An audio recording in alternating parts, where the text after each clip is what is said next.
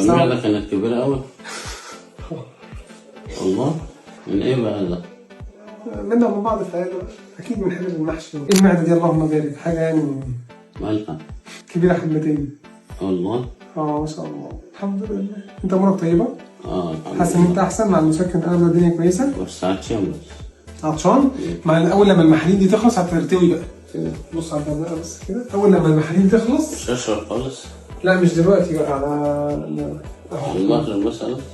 لا المغرب دي وأنت صايم بتصلي رمضان، لا لما نطمن عليك كده على الساعة كام مثلا، على الساعة 1 بالليل 2 بالليل كده. لما المحاليل تشربها هترتوي ما تقلقش، لما تاخدها يعني في الوجبة. حاضر. دل على السلامة. جزاك الله خير. وزينا وإياك ربنا يسعدك. مين قاعدة مع بعض بقى؟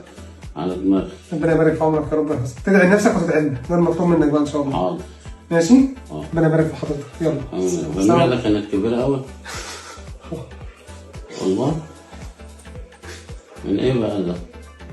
منا ومن بعض في العيادة بقى أكيد من حاجة المحشي جزاك الله خير. زي ربنا يسعدك.